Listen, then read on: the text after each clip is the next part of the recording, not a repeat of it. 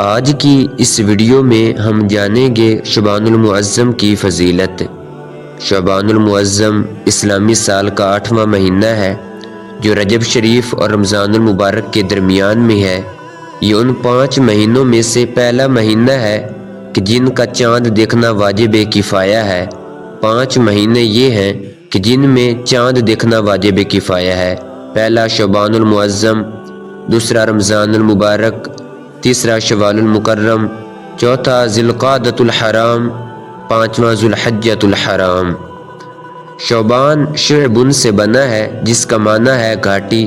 چونکہ اس مہینے میں خیر و برکت کا عمومی نزول ہوتا ہے اس لیے اسے شعبان کہا جاتا ہے۔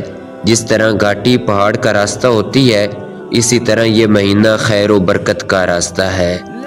رسول اللہ صلی اللہ علیہ وآلہ وسلم نے ارشاد فرمایا، انما سمی شعبان لأنہ ینشعب فیہ خیر کثیر للصائم فیہ حتی یدخل الجنہ، یعنی اس مہینے کو شعبان اس لیے کہا جاتا ہے کہ اس میں روزہ رکھنے والے کے لیے بہت سی بلائیاں شاخوں کی طرح پھوٹتی ہیں یہاں تک کہ وہ جنت میں جا پہنچتا ہے۔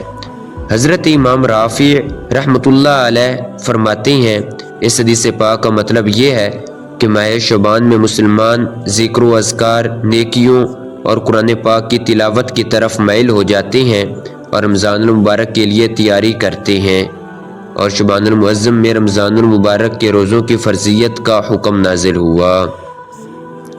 شعبان کا مہینہ چونکہ رمضان سے پہلے آتا ہے لہٰذا جس طرح ماہ رمضان میں روزے اور تلاوت قرآن کا حکم ہے اسی طرح ماہ شعبان میں بھی اس کی بڑی اہمیت ہے کہ روزے رکھے جائیں اور تلاوت قرآن کی جائے تاکہ استقبال رمضان کی تیاری ہو جائے اور نفس کو عبادات کی عادت ہو جائے۔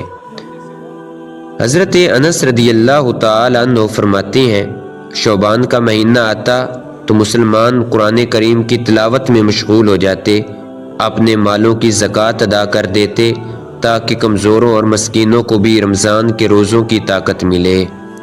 عظیم تابعی بزرگ حضرت سلمہ بن کہیل رحمۃ اللہ علیہ فرماتے ہیں، ماہ شعبان کو تلاوت قرآن کرنے والوں کا مہینہ کہا جاتا تھا۔ حضرت حبیب بن ابو ثابت رحمۃ اللہ علیہ شعبان کے آنے پر فرماتے، یہ قاریوں کا مہینہ ہے۔ حضرت عمر بن قیس رحمۃ اللہ علیہ ماہ شعبان المعظم کی آمد پر اپنی دکان بند کر دیتے اور تلاوت قرآن کریم کے لیے فارغ ہو جاتے۔ ہمارے بزرگان دین رحمۃ اللہ علیہم تو اس مبارک مہینے کو عبادت میں گزارتے، تلاوت قرآن مجید کرتے، نیکیوں کا اہتمام کرتے، اور ہم غفلت کی نیند سوتے ہی رہیں۔ ایسے غافلوں کے بارے میں کہا گیا ہے کہ اے مبارک وقتوں میں کوتاہی کرنے والے، ان وقتوں کو ضائع کرنے والے اور انہیں برے اعمال سے آلودہ کرنے والے، تو نے کتنے برے کام ان مبارک وقتوں کے حوالے کیے۔ رجب چلا گیا اور تو نے اس میں کوئی نیکی نہیں کی، اور اب یہ برکت والا ماہ شعبان ہے۔ اے شعبان کی عظمت سے بے خبر رہ کر ان وقتوں کو ضائع کرنے والے، ہوش میں آ اور تباہی سے ڈر۔ بہت جلد سب لذتیں تجھ سے چھین لی جائیں گی اور موت تجھے تیرے گھر سے زبردستی نکال دے گی۔ سچی اور خلوص بری توبہ کے ذریعے جس قدر گناہوں کا علاج کر سکتا ہے کر لے، اور جہنم سے سلامتی کو ہی اپنا مقصد بنا لے۔ بہترین مجرم وہ ہے جو اپنے جرموں کا علاج کر لے۔ حضرت ابو معمر رحمۃ اللہ علیہ فرماتے ہیں، ماہ شعبان نے بارگاہ الہی میں عرض کی، اے میرے رب، تو نے مجھے 2 عظمت والے مہینوں رجب اور رمضان المبارک کے درمیان رکھا ہے، تو نے میری کیا فضیلت رکھی؟ اللہ پاک نے ارشاد فرمایا، میں نے تجھ میں قرآن پاک کی تلاوت رکھ دی۔ تو ہمیں بھی چاہیے کہ ہم اس بابرکت مہینے یعنی ماہ شعبان المعظم کے مہینے میں خوب قرآن مجید کی تلاوت کریں۔ شعبان المعظم میں خوب نیکیاں کیجیے، خوب ذکر و اذکار، درود پاک اور تلاوت قرآن کریم کر کے اس عظمت والے مہینے کی خوب تعظیم کریں۔